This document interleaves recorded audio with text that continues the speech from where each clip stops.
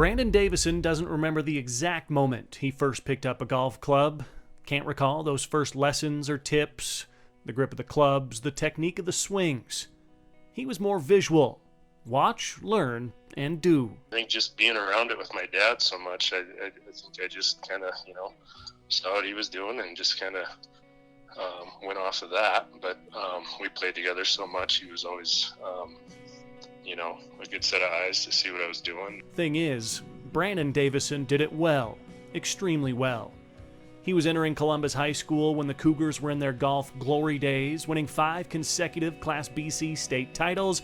Davison was on the team for 3 of those, and in the process became Montana's first male 4-time state golf champ, according to the MHSA record books. A small town like Columbus, playing golf out there, you knew about Clay Landry back in the 80s, winning a couple titles, and Shane Langstaff. Yeah, you knew what was going on. And my freshman year, just came off of back-to-back team titles. And then Shane had won it 3 years in a row, so you knew the team had a run, but we had a lot of turnover, and we were a young team my freshman year, and I think we surprised everybody. Davison's sophomore season remains arguably the most memorable. Columbus and Three Forks finished in a tie at the end of the tournament, setting up a playoff between the Cougars and Wolves that ended in incredible fashion. There was a par 5 in Cut Bank, and we had 2 eagles, a birdie, and a par.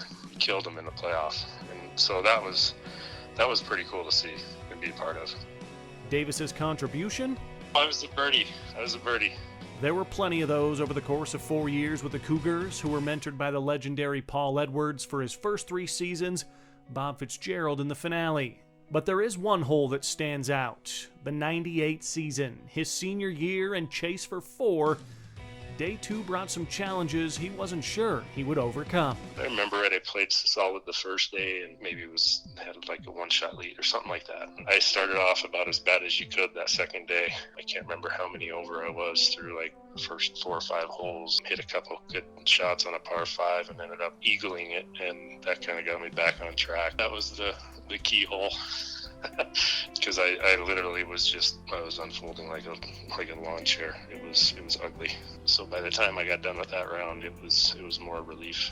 Davison doesn't hit the links often these days, but, quote, for good reason. 6-year-old daughter Tyler and 2-year-old Scotty are absorbing the majority of his time. The family recently moved back to Montana from Wyoming to be closer to family and friends, and Brandon says he does still find the occasional tournament to compete in. Definitely expectations are much different. Someday his daughters will understand what Davison accomplished on the links. History with the 4 individual titles, those 3 team championships, a collegiate career at Idaho State and Montana Western, where his wife Katie also competed. Right now, though, the girls just mimic mom and dad.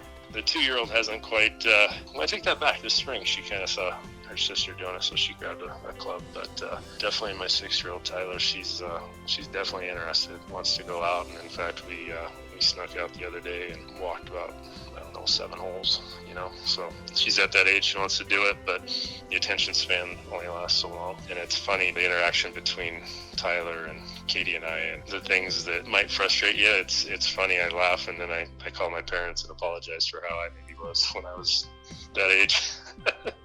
He may not remember those days, but he'll certainly never forget now that the roles are reversed. Richie Melby, MTN Sports.